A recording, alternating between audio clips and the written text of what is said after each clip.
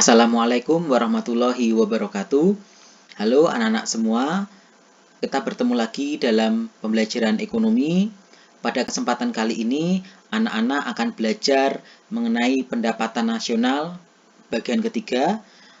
Pada kesempatan ini, anak-anak akan fokus mempelajari mengenai distribusi pendapatan nasional. Langsung saja, distribusi pendapatan.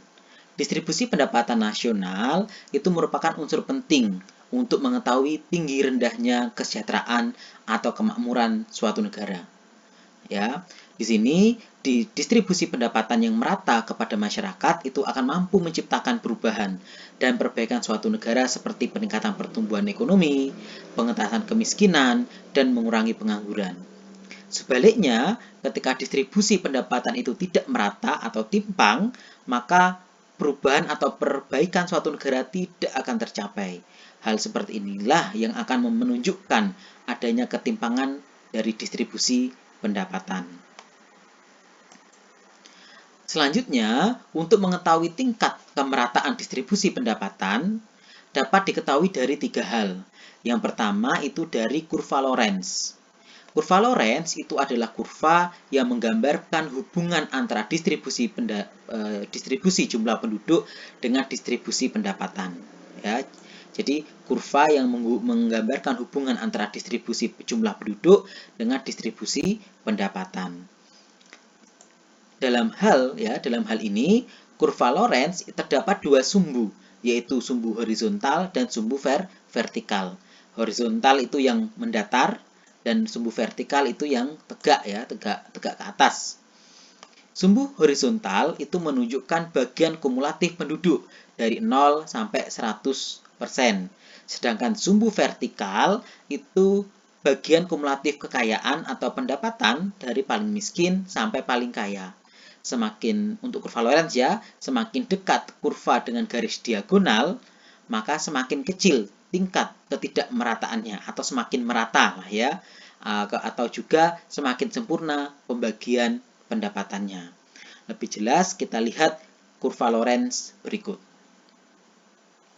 Nah, di atas itu adalah disebut dengan kurva Lorenz, di mana kurva Lorenz yang dimaksud kurva Lorenz itu adalah yang garis C yang melengkung ini, itulah kurva Lorenz. Ya, di mana pertama ada sumbu horizontal. Horizontal itu menunjukkan persentase jumlah penduduk, dan sumbu vertikal itu menunjukkan persentase pendapatan. Kemudian ada garis diagonal dari yang B ini, yang apa ya ini, OA 0A 0A di sini menunjukkan tingkat kemerataan yang sempurna, yang tingkat kemerataan yang sempurna. Nah, kurva Lorenz itu adalah yang C, menghubungkan dari 0 ke A.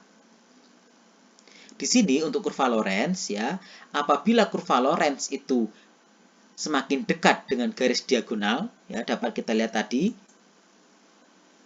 semakin dekat kurva dengan garis diagonal, kita lihat apabila kurva ini yang C ini dekat dengan garis diagonal mendekati 0A ini, maka tingkat distribusi pendapatannya cenderung merata. Kalau C ini mepet ke ini garis diagonal, maka tingkat distribusi pendapatannya merata atau tingkat ketimpangannya sangat kecil. Selanjutnya, apabila kurva ini menjauhi garis diagonal, dia cenderung ke arah D. Jadi melengkungnya itu ke arah D ini, lebih melengkung lagi ke mendekati titik D, maka distribusi pendapatannya itu dia sangat timpang atau tidak merata. Seperti itu Itu adalah kurva Lorenz. Selanjutnya yang kedua adalah koefisien Gini. Koefisien Gini atau indeks Gini itu adalah indikator untuk mengukur tingkat ketimpangan distribusi pendapatan. Jadi ini indikator untuk mengukur tingkat ketimpangan distribusi pendapatan. Ketentuannya, semakin tinggi atau besar indeks Gini, maka semakin tinggi tingkat ketidakmerataannya. Jadi kalau indeks Gininya besar, maka tingkat ketidakmerataannya atau tingkat ketimpangannya juga semakin besar atau distribusi pendapatannya tidak merata. Dan semakin kecil indeks Gini, maka semakin rendah tingkat ketidakmerataannya atau distribusi pendapatannya juga semakin merata. Koefisien Gini diketahui dengan melihat rasio antar bidang yang diarsir dengan seluruh bidang di bawah garis pada kurva Lorenz.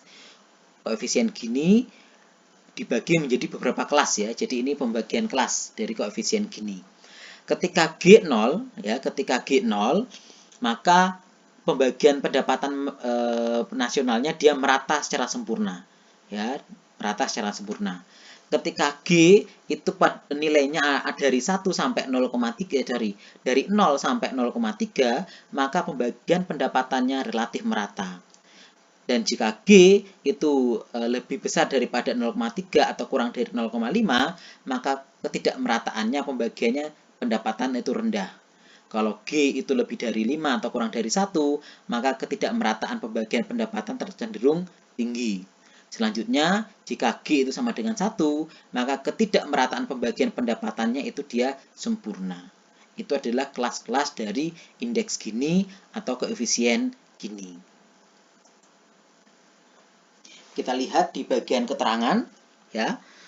Keterangan di sini, semakin besar indeks Gini, maka semakin timpang. Ya, jadi tadi sudah kita lihat bersama-sama, kalau indeks Gini itu besar mendekati 1, maka semakin timpang. Kalau dia lebih dekat ke 0, maka dia semakin merata. Ya, jadi semakin besar indeks Gini, maka semakin timpang atau tidak merata distribusi pendapatannya. Oke, ya. Kemudian yang kedua, semakin kecil indeks Gini, maka semakin merata distribusi pendapatannya. Oke ya, sudah tadi juga. Kemudian langsung ke poin 5. Indeks Gini atau koefisien Gini dirumuskan sebagai berikut. Indeks Gini atau G, gitu saja Gini, adalah rumusnya luas daerah B. Luas daerah B, jadi yang dari ini, dari garis diagonal ini sampai ke batas C ini, luasnya berapa, dibagi dengan luas segitiga OAD atau 0AD dari 0 ini AD. Jadi ada segitiga ini ya, ada segitiga ini. Jadi Gini, indeks Gini itu dilihat dari luas dari poin B ini, kemudian per atau dibagi luas dari segitiga ini, 0AD ini. Itu nanti akan menghasilkan indeks Gini. Ya, dimana nanti nilai-nilainya akan terbagi dalam kelas-kelas ini. Kalau dia misalnya 0,2, berarti negara tersebut pembagiannya pendapatan relatif merata. Kalau misalnya dia 0,9, berarti pembagian pendapatannya relatif tidak merata ya, atau ketimpangannya cukup tinggi seperti itu. Ya, semoga dapat dipahami. Selanjutnya C. Ya, yang ketiga yaitu adalah kriteria distribusi pendapatan menurut Bank Dunia. Ya, jadi tadi kan untuk melihat ini ya, untuk melihat distribusi pendapatan yang pertama ada kurva Lorenz ini tadi, kemudian yang kedua ada koefisien Gini, dan selanjutnya yang ketiga itu adalah kita melihat dari kriteria distribusi pendapatan menurut Bank Dunia atau World Bank. Nah, di sini ada beberapa kriteria dari Bank Dunia.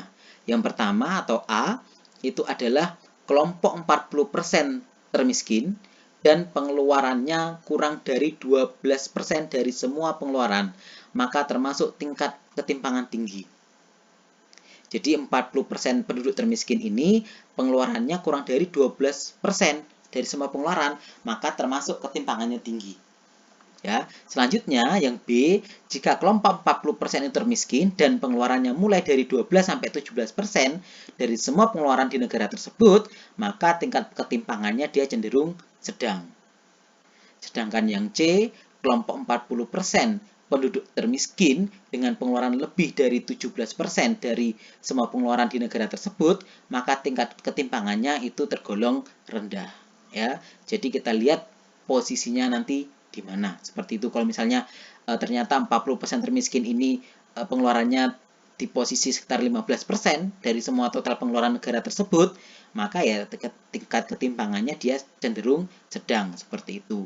Ini adalah klasifikasi distribusi pendapatan ya menurut dari kriteria dari Bank Dunia.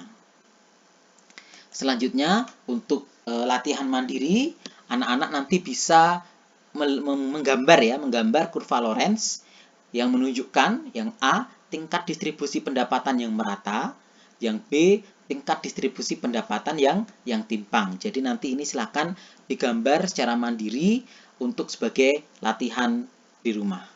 Terima kasih atas perhatian dan waktunya. Saya mohon maaf ketika banyak kesalahan. Sekian, wassalamualaikum warahmatullahi wabarakatuh.